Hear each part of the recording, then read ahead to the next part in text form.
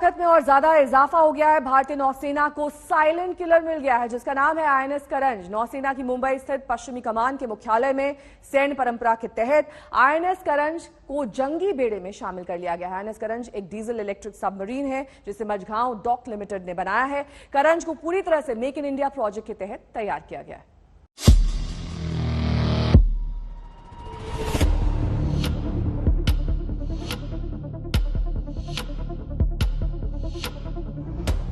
के से killer instinct, ए से आत्मनिर्भर, आर से रेडी यानी तैयार,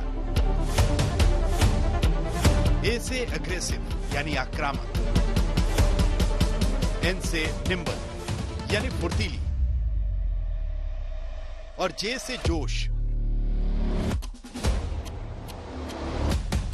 यानी आईएनएस करंज।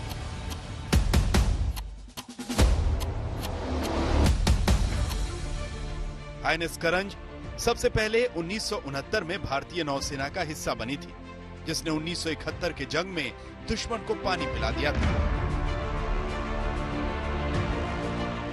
2003 में रिटायर होने के बाद अब भारतीय सेना की ताकत बढ़ाने के लिए नया अवतार ले चुकी है आईएनएस करंज, जो दुश्मन को जोर का करंट देती है लेकिन बेहद शांति के साथ।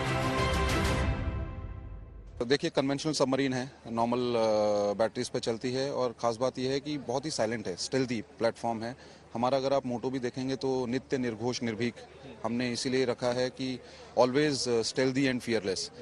तो किसी भी सबमरीन की सबसे खास बात होती है कि उसका स्टेल्थ, क्योंकि अगर एक सबमरीन ने अपना स्टेल्थ लूज कर दिया तो पूरा गेम ही चेंज हो जाता है। तो इसकी जो अंदर नॉइस प्रोड्यूस करने वाली मशीनरीज जो हैं वो इतनी शांत हैं कि उनसे पानी में बिल्कुल भी नॉइज नहीं जाती है, जिसकी वजह से एनिमी शिप्स को पकड़ना इस सबमरीन के लिए बिल्कुल ही बहुत मुश्किल हो जाता है। आईएनएस करंज में 1000 से ज्यादा उपकरणों और मशीनरी का इस्तेमाल किया गया है। इसके बावजूद बगैर आवाज किए ये पानी में चलने वाली दुनिया की सबसे शांत पनडुब्बियों में से एक है। यही खासियत इसे दुनिया की सबसे पावरफुल साइलेंट किलर बनाती है। ये कन्वेंशनल सबमरीन एक बार में 12,000 किलोमीटर की यात्रा तय कर सकती है। इसमें 8 अफसर और 35 नौसैनिक काम कर सकते हैं। ये समुद्र के अंदर 350 मीटर तक गोता लगा सकती है और समुद्र के अंदर 37 किलोमीटर प्रति घंटे की रफ्तार से चल सकती है। करंज पानी के भीतर 45 से 52 दिनों तक लगातार रह सकती है। ये भारत की पहली ऐसी सबमरीन है जिसे लंबी दूरी वाले मिशन में ऑक्सीजन लेने के लिए सतह पर आने की जरूरत नहीं। अपनी इन खूबियों के चलते आईएनएस करंज दुनिया की सर्वश्रेष्ठ डीजल सबमरीन्स में शामिल है और सबसे बढ़कर ये सबमरीन आत्मनिर्भर भारत की ब्रांड एम्बेसडर भी है। भारतीय नौसेना की ताकत और बढ़ाने के लिए और दुश्मन को मुंह तोड़ जवाब देने के लिए अब भारतीय नौसेना में शामिल हो चुकी है आईएनएस करंज। इस वक्त हम करंज पर मौजूद है और ये जो सबमरीन है वो पूरी तरीके से जो है आत्मनिर्भर भारत का जो मिशन है उस पर कामयाब उतरती है, क्योंकि ये जो सबमरीन है वो पूरी तरीके से भारत में बनी हुई है। आईएनएस करंज, अगर करंज की जो बात करें तो ये बहुत ही जाना माना नाम है, लेकिन फिलहाल ये जो करंज है वो पूरी तरीके से मॉडर्न टेक्निक से लैस है। आईएनएस करंज जितनी शांत है, दुश्मन पर उतनी ही तेजी से हमला करने में सक्षम है। इस सबमरीन में दुश्मन के जहाज को तबाह करने के लिए टॉर्पीडो लगे हैं। सतह और पानी के अंदर एंटी शिप मिसाइल दागने की क्षमता है। ये समुद्र में बारूदी सुरंगें भी बिछा सकती है और जरूरत पड़ने पर मरीन कमांडो ऑपरेशन भी लॉन्च कर सकती है। आईएनएस करंज को साल 2018 में समुद्र में टेस्ट के लिए उतारा गया था। तब से अब तक करंज हर टेस्ट में अव्वल रही है।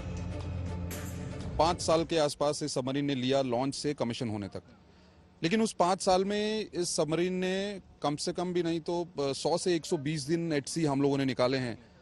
और उस 120 दिन में इस सबमरीन ने अगर फिगर देखेंगे तो 380 से 390 ट्रायल्स, जो पूरे इन ट्रायल्स को आप वेरियस माइलस्टोन्स में काउंट कर सकते हैं, तो वो पूरे माइलस्टोन, पूरे 390 माइलस्टोन जो हमने 120 दिन में कंप्लीट किए, एक बहुत बड़ा अचीवमेंट है।